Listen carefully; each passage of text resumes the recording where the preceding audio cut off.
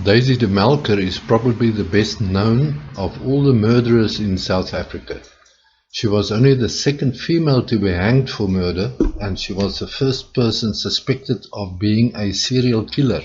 In 1928, I read a book review that piqued my curiosity.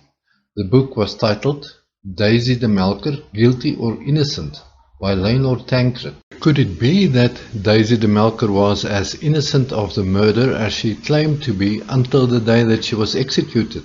In my research for the video, I found no source other than Leonard Tancred that asks this question.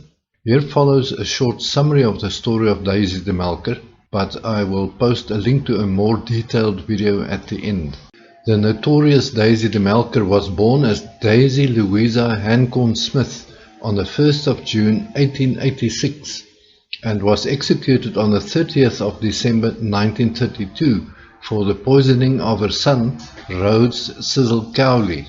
He was Daisy's son by her first husband, William Cowley, who she had married in 1909.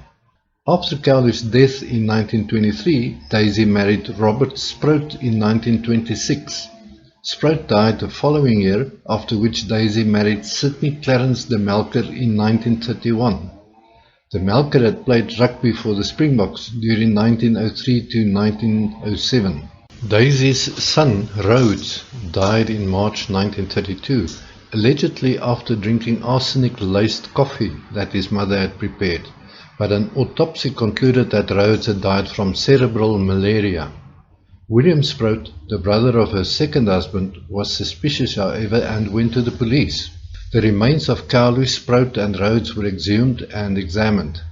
Traces of arsenic were found in the son's body and strychnine in the remains of the two husbands. Consequently, Daisy de Melker was arrested and charged with the murder of her two husbands and her son. Of course, the story of the murderer, her alleged victims, and the trial was front-page news for months.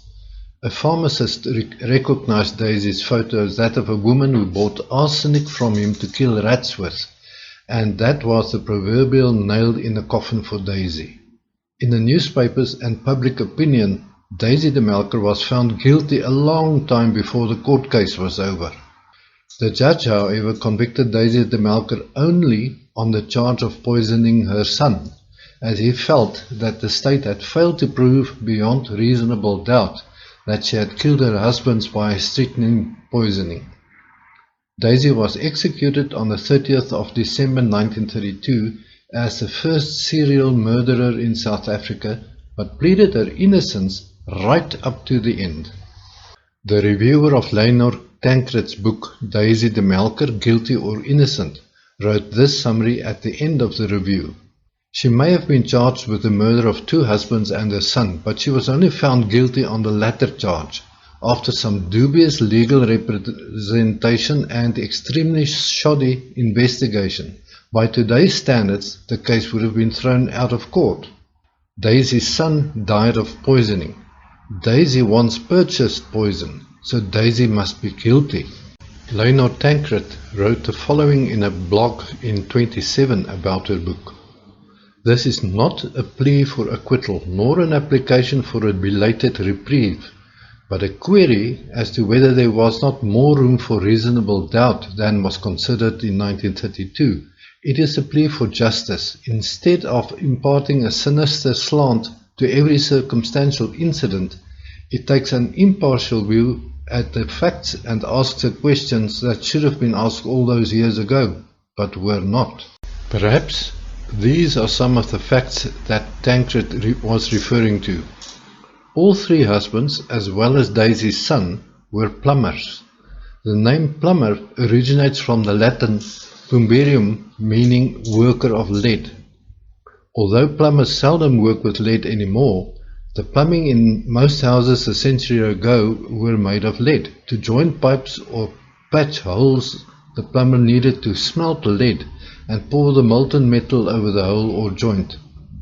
Lead is poisonous when ingested or inhaled through dust, fume or vapor. 100 years ago, people were not aware of the dangers of working with a substance like lead, and definitely did not have or used the personal protection equipment that are available today. The medical and forensic sciences have also made a lot of headway since Daisy de Melker's era. Today we know that some symptoms of arsenic poisoning and lead poisoning are very similar. If the medical practitioner does not have enough experience, then either condition may be diagnosed if the patient complains about headache, abdominal pain and cramps, confusion or memory loss, drowsiness and aggressive behavior or irritableness. So maybe Rhodes died of lead poisoning and not arsenic poisoning. This may be the extreme shoddy investigation of which Tancred wrote. I did not come across any mention that Daisy's third husband, Sidney de Melker, ever presented symptoms of being poisoned. He only died in 1953 at the age of 69. Some believe that the man was extremely lucky to have survived his wife's apparent passion for poisoning those around her, but he may have considered himself unfortunate that his surname is remembered as an embodiment of evil in the history of South Africa. It is rumored that after Daisy's death, someone found an envelope containing arsenic and addressed to Daisy's son Sidney in an old radio of hers, but personally I believe that to be an urban legend. I'd rather not comment on the probability of Daisy's ghost still haunting her old house in Turffontein. Please be so kind as to comment in the section below. Any suggestions for new videos will be much appreciated. Please subscribe to the channel and click the bell icon to be informed of new videos, and if you found this video of value, then please like and share.